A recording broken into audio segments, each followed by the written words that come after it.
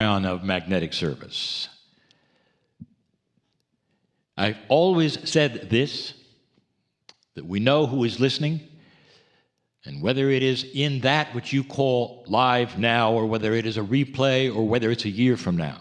Again, I say to you, we know who is watching and listening.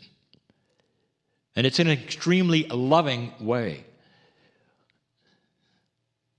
Picture for a moment those of you who have children, perhaps that they're grown up. And perhaps they have lives of their own and they're living there. Every mother, every father loves that time when the child calls. Hi, Mom. Hi, Dad. I love you. There are some parents who sit by the phone or have it even close so that if that happens, they'll be sure and catch it. So if they're away, perhaps they'll have a way of taking the message or perhaps even having that live because they take their phone with them in a certain way. Do you see what I'm saying? Spirit sits by the phone.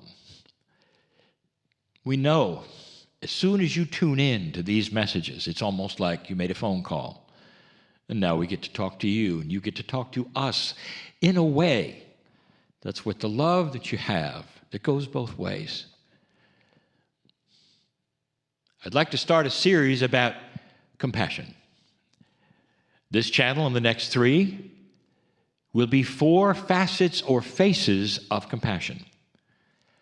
There are many kinds of compassion, and we're going to talk about 4 related things, subjects, if you might say, facets, kinds of compassion.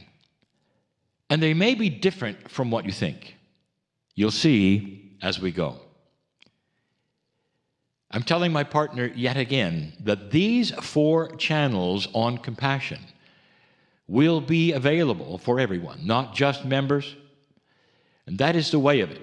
The channelings should be free, and they will be distributed. There is a place for that. My partner has created it, and eventually all that happens here in the channeling sections of this program will be available to everyone. So when I say there's going to be 4 of these, 3 others will always be available. This is the first. Let us define compassion. Now, the definition of compassion from me will be different from anything you'll get in your dictionary, because we see compassion as the essence, literally, of the creative source. Love and compassion are the elements of God. Whatever you say God is, whether you call it spirit, creative source, or any name you wish, if you want to know the energy that is most central and most common and most powerful, love and compassion, those are the energies. Together, they form a benevolent kind of compassionate action that we will discuss in another time.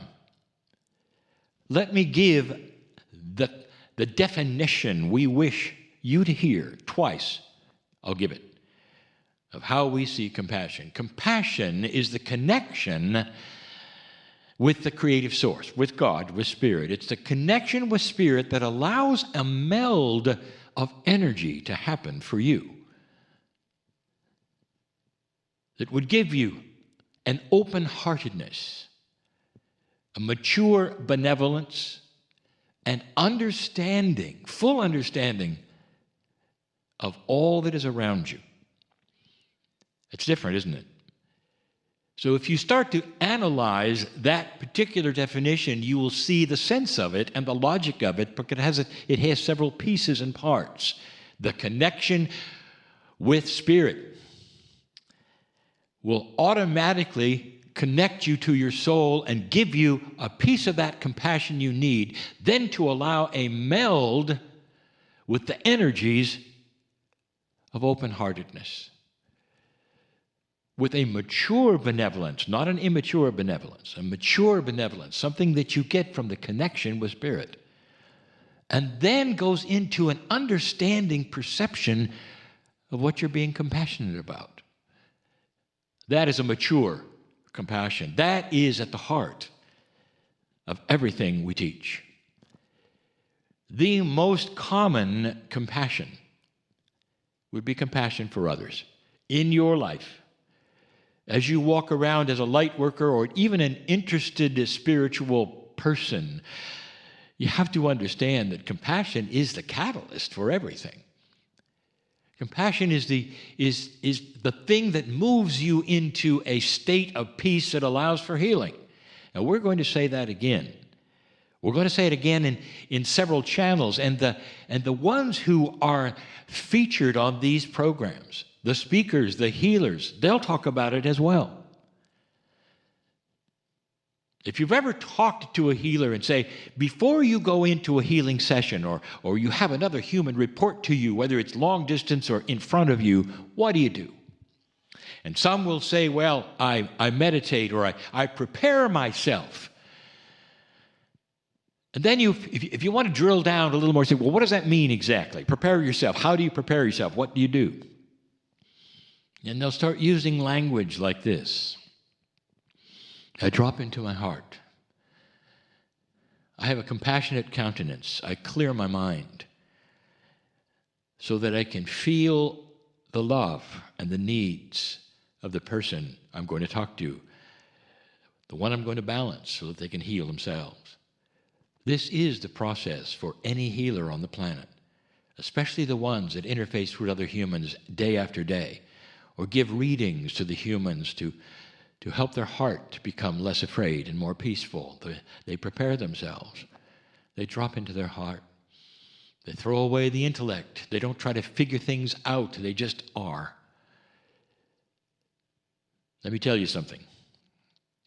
How many inventors have you heard tell a story that their inventions came not when they were concentrating on the pieces and the parts of the physics or the chemistry?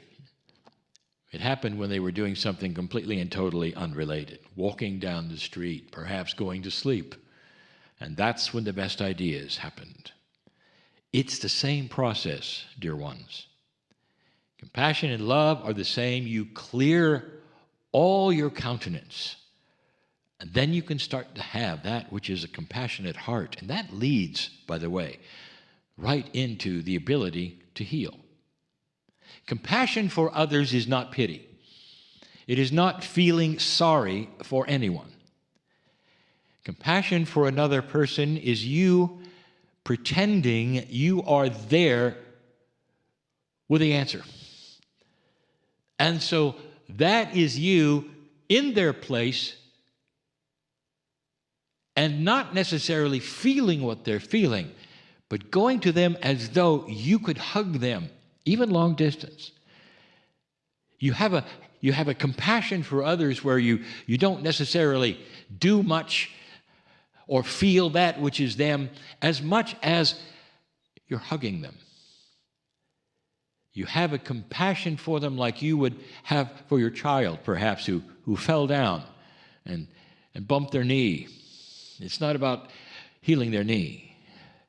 It's about holding them and loving them so much that they would feel from you something they didn't expect, perhaps something that comes from the other side of the veil. When we get to the fourth attribute, I'm going to explain this, and you're going to know more about that which we're going to name as a facet of compassion. But this is similar to number 4. Compassion for others, the most common thing that you might have, is not necessarily becoming empathetic with them. In fact, that might even be dangerous. If somebody is in horrible sorrow because of the loss of a loved one, and you have the ability to empathize with that can affect you. You can see this. If they're afraid, that can affect you. You can see this. But if you stand apart and your whole job is to hug them, even long distance, or to be there for them, sometimes the best compassion you can have in person is to let them talk. If you sit there and love them while they talk to you, That's the highest compassion that you could have at the moment for somebody who is in trouble. If you're doing it long distance for a group who has suffered something together, imagine hugging all of them, giving them peace. What you're sending them and hoping that they can receive with an open heart is that which you receive when you realize that you're being hugged by the Spirit, by God who knows your name. And so you might project onto them the feeling of peace and understanding so that they would get through whatever it is that they are going through. Or if you're looking at a group or a culture and you have compassion for them, you feel them being hugged through their trial so that they would have far less anxiety and would not be fearful. If you want to have compassion for the planet at this moment, as it works through the puzzle of what you've called the virus, what you want to project there is clear. Peace, understanding, lack of fear. You can do that. You can do that because you have the light that figuratively can be sent even to huge groups through the energy of your peaceful countenance and consciousness. Just lately on this planet, you have proved and continue to prove that consciousness is energy, a player in physics even. Now you know. That is going to be seen even greater as you go. That means that you, as a light worker, can have compassion for others that they can feel, that clears the field around them, that helps them to deal with what they're dealing with. Can you send compassion for the earth? Yes, you can. A group of you, even better, sending compassion. That you get through this without the fear, the anxiety, the things that will actually shorten your life if you're not careful. And that is the answer. Compassion for others on this planet, even one at a time, even planet-wide, bigger than you think, and is the true job and the talent of a light worker listening to this program. That's what you're here for. Consciousness changes this planet. Love is always the answer. I'll be back. And so it is.